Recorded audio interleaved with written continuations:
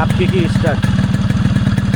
এটা আমার কাকা 2,80,000 টাকা দিয়ে কিনেছে, আর এর উপরে মনে করেন যে আরও কিচ্ছু করে নাই, শুধু করে খুলে একটু সাইডে পরিষ্কার পরিচ্ছন্ন করে লাগাইছে, তাতে 40,000 নেই।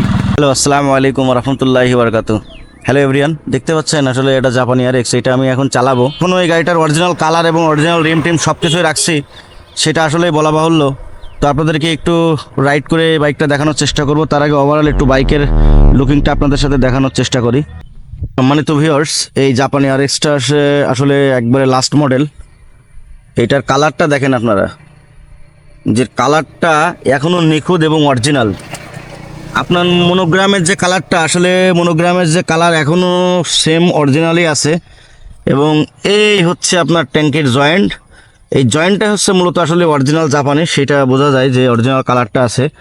তো এই গাড়িটা একটু টানবো আজকে আমরা, টেনে দেখবো যে আসলে কী অবস্থা। মিটার টিটার অল ইস এভরিথিং আসলে এটা কিন্তু একদম অরিজিনাল আছে।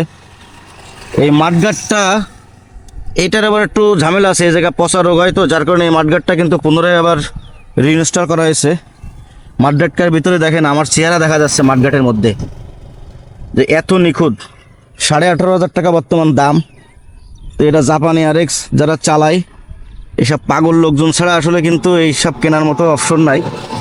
দেখলে বুঝতে পারবেন যে নিকেল বা অন্যান্য যা কিছু আছে এভরিথিং সব অরিজিনাল। এই মিটার ঠিটার যেখানে যা আছে সব অরিজিনাল। কালারটা দেখেন, সাইলেন্সারের লুকিংটা কিরে ভাই, জবরদস্তি। সো ভিউয়ার্স, আমরা একটু এর সাথে রাইড করে আপনাদেরকে দেখানোর চেষ্টা করি যে আসলে সে কত স্পিড গেইন করতে সক্ষম, বা তার এখনও শক্তি টক্তি কেমন আছে, সেগুলো আমরা একটু দেখবো ইনশাল্লাহ। তাহলে চলুন আমরা একটু রাইড করে এই বাইকটা দেখার চেষ্টা করি। ইয়ামা RX আসলে একটা ভালোবাসার নাম, একটা আবেগের নাম।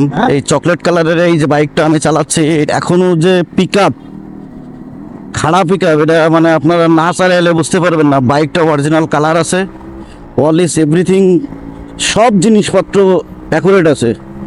আমি আবার বহুদিন পরে আজকে ধরলাম।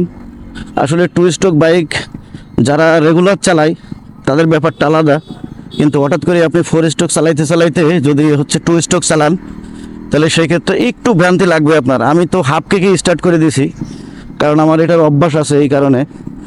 তো বাইকটা আসলে এখনও তার যৌবন ধরে রাখছে, আর এটা যদি খুব নিয়মিত আপনি মেনটেন্স করেন তাহলে তো কোনো কথাই নেই।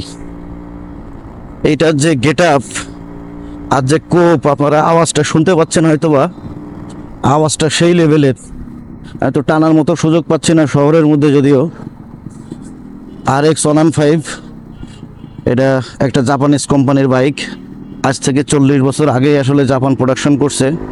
তো একটু দেখি, টানার পরে থাকি।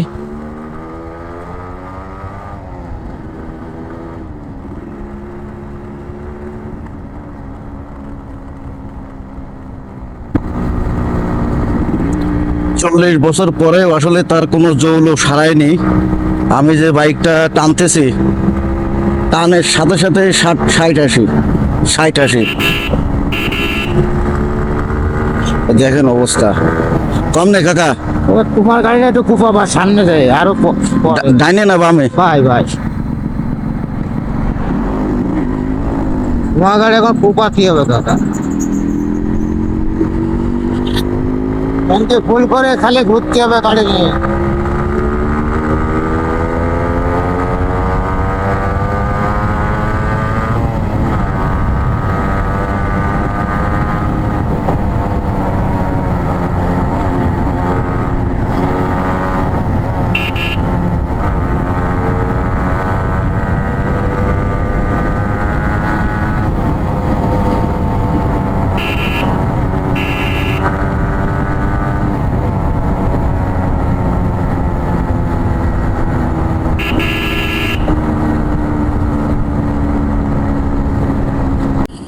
শান্ত শীতল এলাকার মধ্য দিয়ে আসলে জাপানি RX-টা নিয়ে যাচ্ছে। এমন কোনো লোক নেই যে গাড়িটার দিকে ভাই একবার চাইয়ে দেখতেছে না, শুধু চেহারার কারণে। আর গাড়িটার কোপটা কি বলে, জাপানি RX গুলো চলে না, কোনো কথা বললো যে চলা চলে রে ভাই। এটা 80 তো এমনিতেই ওঠে,